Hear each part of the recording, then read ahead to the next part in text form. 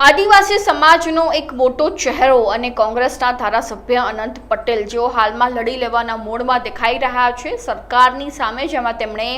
આદિવાસી સમાજના આંદોલનની એક ચીમકી ઉચ્ચારી છે। તે વચ્ચે તેઓ 4 ઓગસ્ટના રોજ ચૈતર વસાવાના મત વિસ્તારમાં એક ન્યાય યાત્રાનું આયોજન કરવાના છે, જેમાં ચૈતર વસાવા જેઓ હાલ જેલવાસ ભોગવી રહ્યા છે અને તેમની જ ગેરહાજરીમાં જ્યારે અનંત પટેલ એ તેમના જ મત વિસ્તારમાં ન્યાય યાત્રાનું આયોજન કરી રહ્યા છે, તો તેના પાછળના તર્ક શું છે, તેના પાછળના કારણો શું છે, તે મુદ્દા અંગે ચર્ચા કરવી છે આજે આ વિડીયોમાં। નમસ્કાર, લાઈટ 24 ન્યૂઝની સાથે હું છું મેક્ષુ ઠક્કર। હાલમાં જ આમ આદમી પાર્ટીના ધારાસભ્ય ચૈતર વસાવા જેઓ જેલવાસ ભોગવી રહ્યા છે, 5 ઓગસ્ટના રોજ જે છે તે કોર્ટમાં તેમની અરજી જે જામીનની અરજી કરવામાં આવી હતી તેને લઈને સુનાવણી હાથ ધરવાની છે અને 5 ઓગસ્ટના રોજ જે છે તે નિર્ણય લેવામાં આવશે કે તેમની જે જામીનની અરજી કરવામાં આવી છે તે મંજૂર થઈ છે કે કેમ, તેઓ જેલવાસ જે છે તે ભોગવીને બહાર આવશે કે કેમ, તે અંગેનો સમગ્ર નિર્ણય 5 ઓગસ્ટના રોજ થવાનો છે। તો તેમના આગલા જ દિવસે 4 ઓગસ્ટના રોજ કોંગ્રેસના ધારાસભ્ય અનંત પટેલ જેઓ આદિવાસી સમાજને લઈને એક ન્યાય યાત્રાનું આયોજન ડેડિયાપાડાના જ વિસ્તારમાં ચૈતર વસાવાના જ મત વિસ્તારમાં કરવાના છે અને તેને લઈને અનેક તર્ક વિતર્ક બહાર આવી રહ્યા છે કે શું અનંત પટેલ એ ચૈતર વસાવાના ગઢમાં ગાબડું પાડવા માગે છે કે કેમ। પરંતુ જ્યારે આપણે જોઈએ છીએ કે આદિવાસી સમાજમાં જો કોઈ મુશ્કેલી ઊભી થાય છે, આદિવાસી સમાજમાં કોઈ પણ વ્યક્તિ સાથે જ્યારે કોઈ અણબનાવ બને છે, ત્યારે આદિવાસી સમાજના નેતાઓ, તે ભાજપના હોય, કોંગ્રેસના હોય કે આમ આદમી પાર્ટીના નેતા હોય, તે એક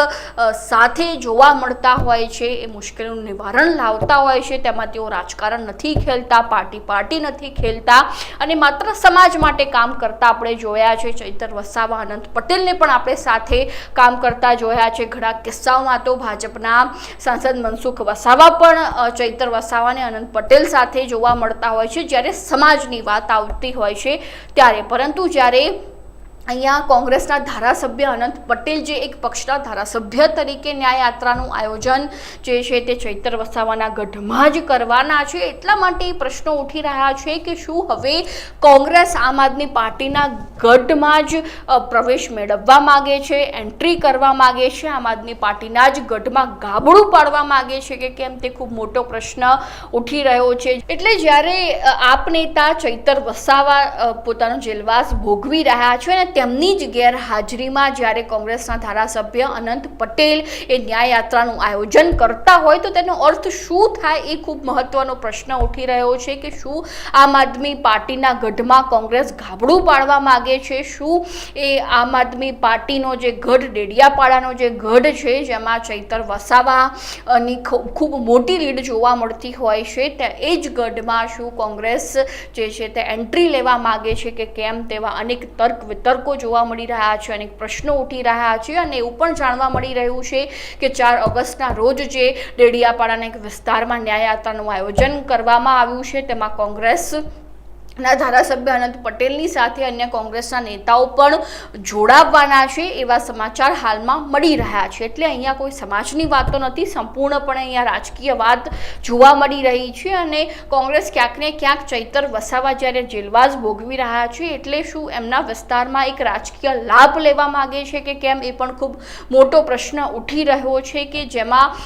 જે પંચાયતોની ચૂંટણી રિપીટ અને જેમાં જ્યારે સ્થાનિક સ્વરાજ્યની ચૂંટણીઓ આવી રહી છે અને વર્ષ 2027માં વિધાનસભાની ચૂંટણી પણ આવી રહી છે, તેને ધ્યાનમાં રાખીને કોંગ્રેસની શું આ કોઈ નવી રણનીતિ છે કે કેમ, એ પણ ખૂબ મોટો પ્રશ્ન ઉઠી રહ્યો છે। અને બીજી બાજુ 5 ઓગસ્ટના રોજ જ્યારે ચૈતર વસાવા